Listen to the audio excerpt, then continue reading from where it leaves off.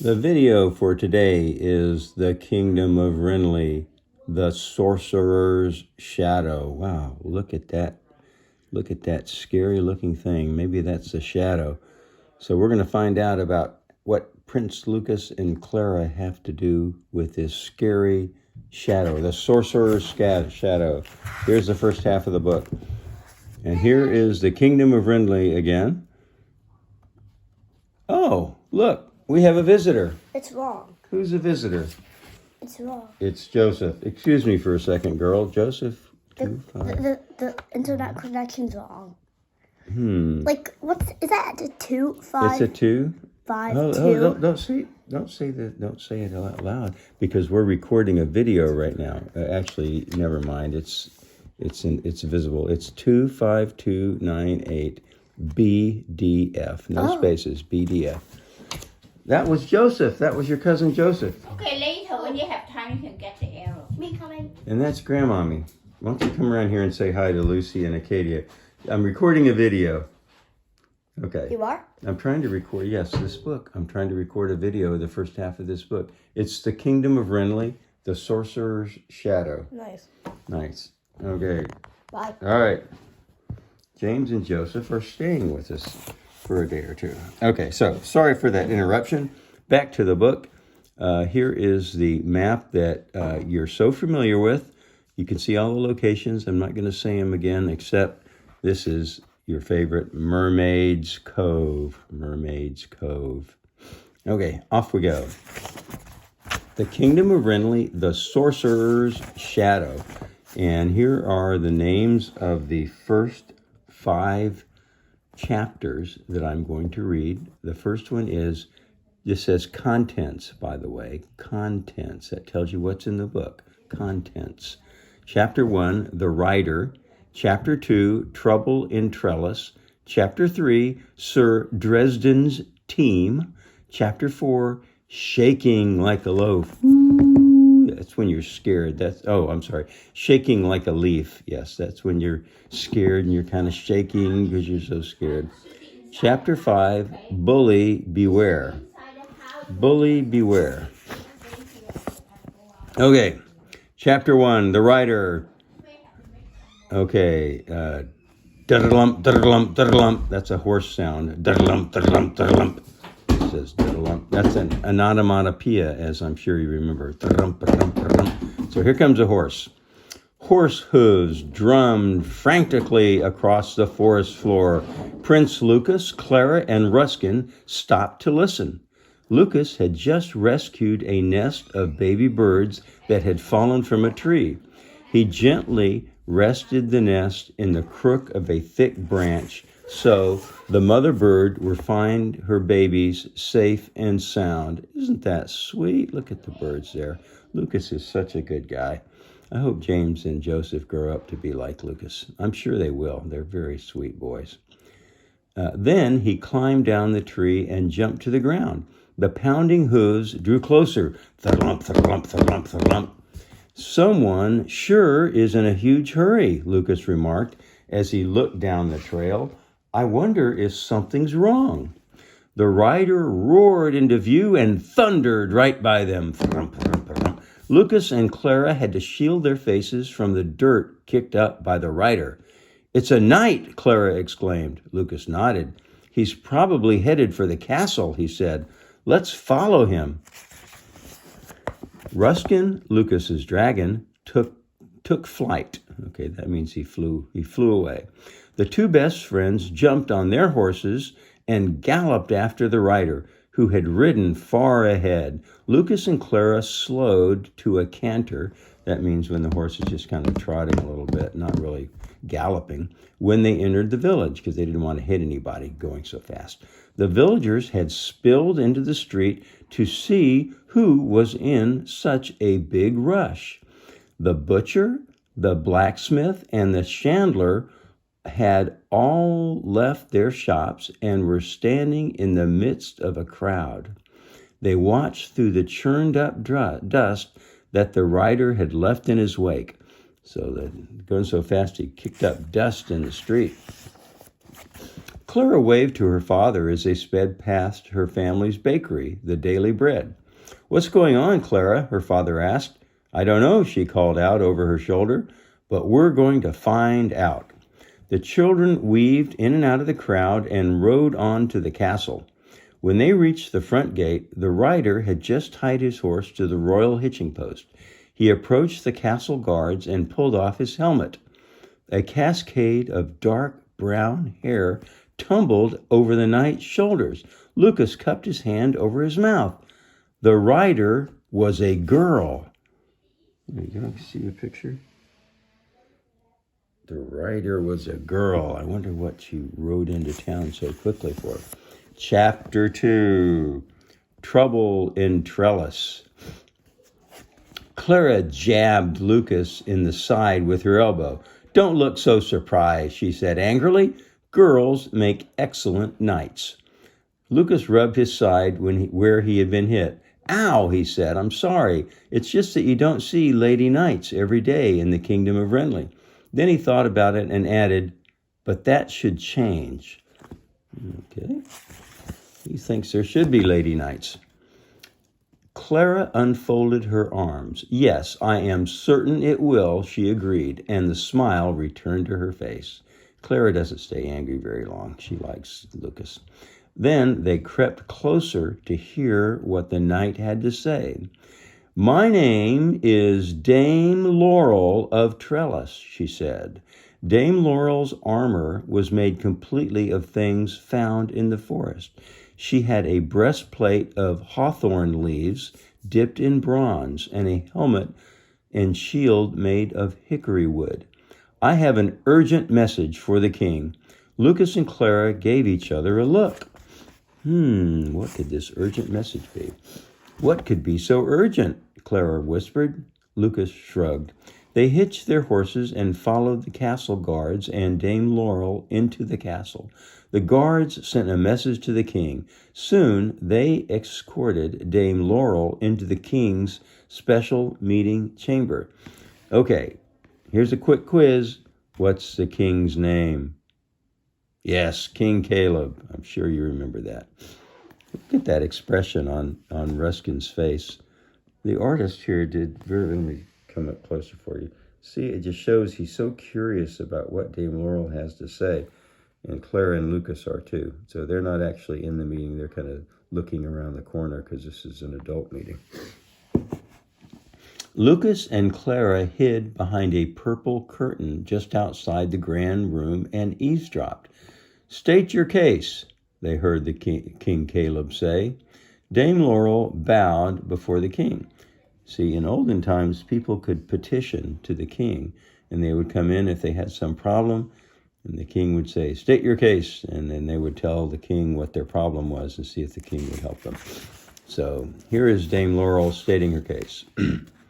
And she says, "There's been unrest in Trellis, Your Majesty," the knight announced. See, this is Trellis. This is where she's from. Trellis.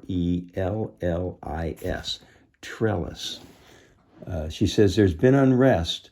It began when a farmer's herd of cattle was frightened into a stampede. The cows haven't returned." So the cows ran off. They were frightened and they ran off. The king stroked his bristly blonde beard. Run away cows?" he questioned. "That hardly seems a matter for the king's court." Dame Laurel bowed her head respectfully. "There's more, Your Highness," she said. "The forest creatures are behaving strangely. The bears have left their dens. The beavers have stopped working. The frogs no longer croak. And the mother birds have abandoned their nests." Lucas poked Clara. "I wonder if that's what happened to the baby birds we rescued this afternoon," he whispered. Clara's eyes widened. "It must be," she whispered back. They peeked through the curtain to learn more. "What do you think this is all about?" asked the king. A grave look came over Dame Laurel's face. "Your Majesty, I believe it may be sorcery," she said. This is the word sorcery. It means dark magic, bad magic. Sorcery. Sorcery. Sorcery would be done by a sorcerer or a bad wizard. The king shifted uncomfortably in his bejeweled chair. Then I will appoint a team to help you investigate this matter immediately, he declared. The team must leave first thing in the morning. If what you say is true, we can't afford to wait. Dame Laurel thanked the king as the guards escorted her to a guest chamber. Lucas and Clara slipped out from behind the curtain, walked casually through the great hall, and then hurried outside. We have to find a way to join the king's team, Lucas said. I know, Clara said. Maybe we can entice your father with something from my family's bakery. The king loves sweets, and I know just the thing. A sly smile spread over Lucas's face. Perfect. Okay, so they're going to use some baked goods to try to persuade the king. Chapter 3. Sir Desden's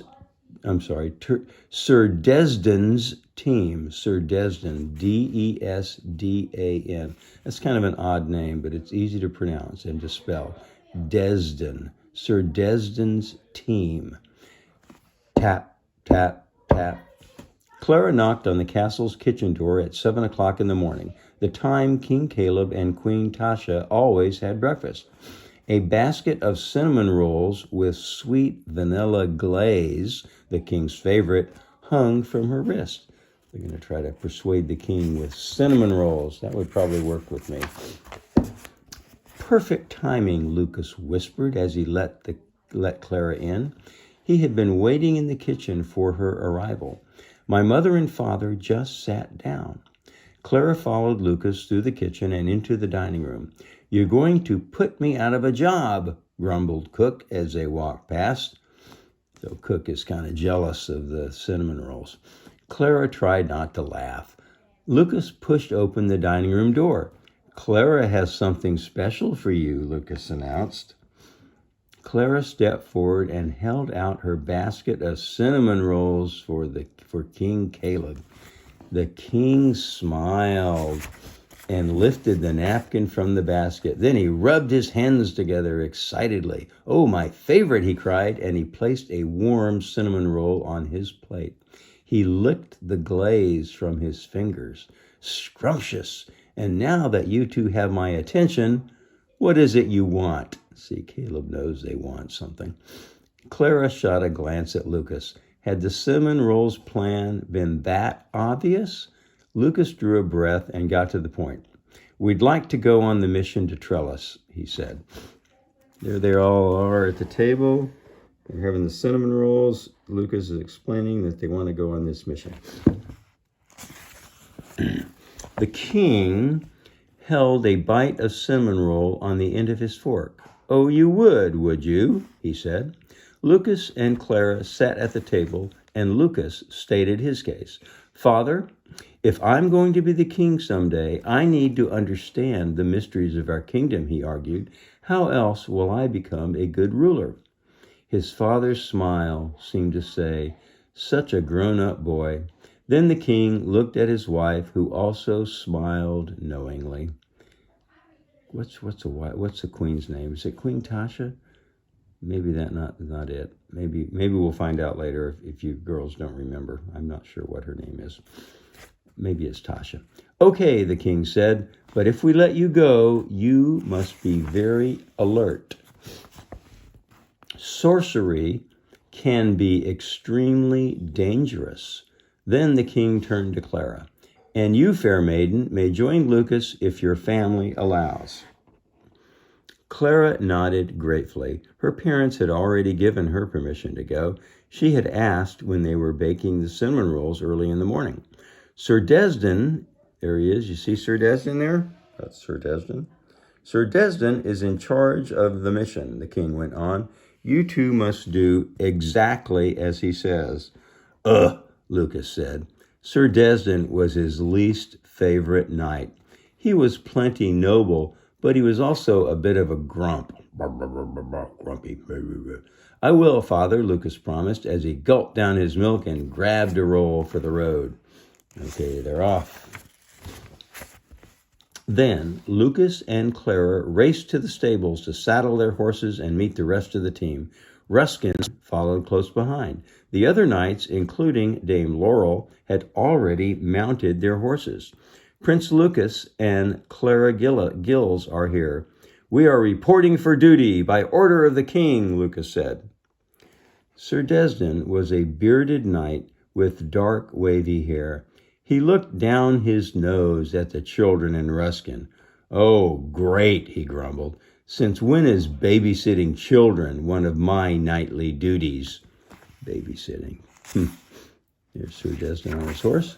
Lucas put his hands on his hips.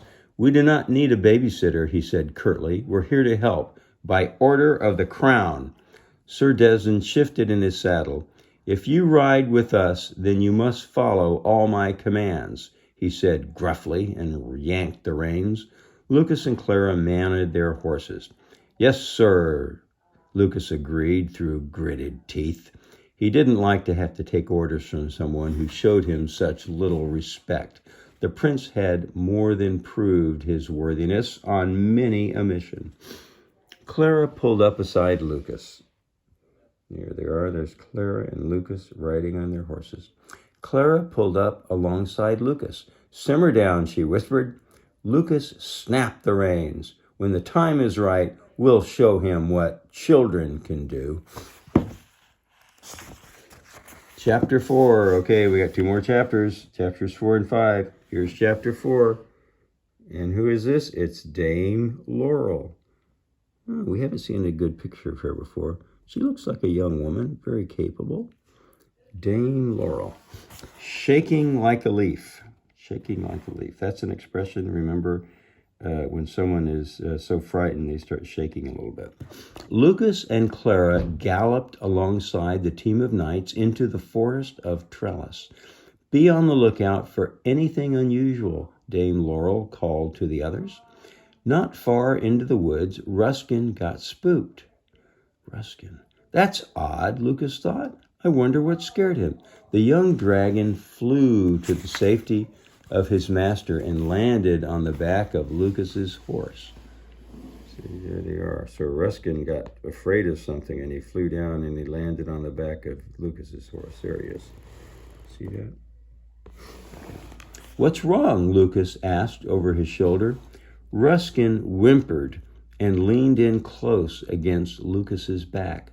Does Ruskin sense something we can't see? The prince wondered. Lucas scanned the forest again. Everything seemed normal to him, except that he did not see any sign of villagers or homes. Where was Trellis, anyway? Trellis. Look at the trees, Clara cried suddenly. There's something wrong about the way the leaves are blowing. They are moving in the opposite direction of the wind. Boy, that would be strange. The leaves are moving in the opposite direction of the wind instead of the way the wind is blowing. Sir Desden looked at the trees and roared with laughter. You're right. The leaves are shaking in the breeze, shaking like scared little children. He mocked, and then he laughed even harder. He's making a joke about children being afraid. Lucas and Clara looked at each other and shook their heads in disgust. But Clara is right, Dame Laurel shouted over the beating hooves. The wind is blowing into our faces, but the leaves are blowing as if the wind is coming behind us. It must be sorcery. Sir Desden pulled on the reins and came to a stop. The other riders slowed to a stop too. Then the know-it-all knight placed his pointer finger in his mouth, pulled it out, stuck it in the air. He frowned. Sure enough, the wind was blowing toward them, but the leaves were blowing in the opposite direction. Lucas trotted close to Sir Desden. When the leaves don't obey the wind, it means something has gone terribly wrong. Sir Desden scowled at the prince. Anyone knows that, he said sharply. Lucas flicked the reins and picked up the trail behind Dame Laurel. He didn't want to be anywhere near that uppity knight. Soon, Dame Laurel stopped in front of an enormous oak tree. Wow, look at the size of that tree. See that tree? It's got a door in it. Trellis. I bet the people live in the trees. So they stop in front of this enormous oak tree. Etched into the side of the trunk was a great arched double door. She reached into her saddle and pulled out a white horn. Raising it to her lips, she blew into it, and a mighty bellow echoed through the forest. A moment later, the doors slowly creaked open, opening up. So she blew into her white horn. It's like an instrument. It makes a noise. Here she is. And do you see this? She's on her horse there. See that? She's blowing into a horn and making a noise. And when she does that, the door opens. It's like saying open sesame, but she's using a horn. Dame Laurel waved the knights inside. They entered the tree on horseback. When the doors closed behind them, and then all at once it was pitch dark. I apologize, Dame Laurel said. The torch is out. Just sit tight. The torch would be the light. The ground began to rumble and shake beneath them. Clip, clop, clip, clop. The horses struggled to keep their balance. The team of knights was lifted through the hollow of the tree. The floor is moving, Lucas whispered, and slowly up they went. So the floor starts going up inside the tree. Chapter 5. Okay, this is going to be the last chapter for this video. Let's see the picture there. It looks like they're all inside the tree, and there's another tree there. When the doors opened again, everyone stared in wonder. Okay, so this is like an elevator. So that goes up, and then the doors open again, and they stare in wonder. Before the knights stood Trellis, an entire city built in the midst of treetops. Okay, it's a city built in treetops. A castle made of hand-carved wood with many towers stood in the center of Trellis. The top of each tower had the dental work of a jack-o'-lantern smile, with every other tooth missing. The tops, okay, so they're talking about, see right here, like a jack-o'-lantern, just like the teeth of a jack-o'-lantern. That's the top of the towers. A castle, every other tooth missing. Spires of shingled bark pointed to the sky. Everything had been built with things found in the forest. The trees lined the village streets. Some had a branch growing right through the middle of a home. All of the houses had flower boxes that spilled over with colorful blooms. Everything in the city was connected by bridges and wooden walkways. Street vendors sold nuts, berries, and vegetables along the sides. So they have bridges connecting all the trees. You see this in the picture? There are little bridges and walkways, and they connect the trees, and people live in the trees. And the streets are the walkways. Lucas whistled in wonder. Trellis is magical, he commented, like the world's biggest tree fort. Sir Desden rolled his eyes to let Lucas know his comment was childish and unknightly. Okay, Desden, he's always so grumpy. But Dame Laurel winked at the children. Trellis is enchanting. See, Dame Laurel likes the children, unlike Sir Desden. There they are. There they are. Isn't this kind of magical? That's what Lucas says. It looks magical. She led the team to the castle where they each had a room. So that's the castle in front of them there. The knights settled in to rest for tomorrow's mission. But Lucas, Clara, and Ruskin set out to explore the village.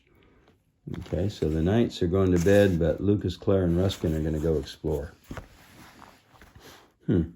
As they walked along the bridges and walkways, they heard a ruckus up ahead. 2 kids had tripped another boy who tumbled into a fruit cart, knocking it over. Strawberries, blueberries, and blackberries speckled the road. The fruit vendor scolded the boy on the ground for ruining his fruit.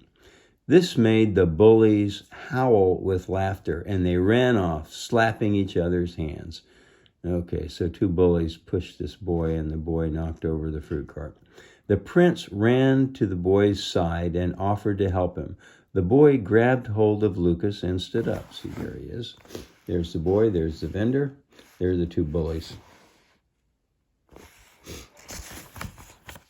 Are you okay? Lucas asked. Yes, the boy said. My friends like to joke around. Sometimes the joke goes too far. Okay, so the bullies are actually his friend. They just like to joke and they push them. That's not how friends act where we're from, Clara said. I'm Clara. This is Lucas, and this is Ruskin. The boy gave a nervous smile. A dragon? Wow. Oh, I am Petros. That's his name, Petros. He's meeting Ruskin. You can see in the picture. Petros had large brown eyes and shaggy black hair that fell over his large ears, hiding them from the world. Lucas and Clara helped him pick up the mess. Thank you, Petros said. May I return the favor? You must be new to Trellis. I could show you the city. Lucas handed a gold coin to the vendor to pay for the spoiled fruit. Thanks, but we have to return to the castle for dinner.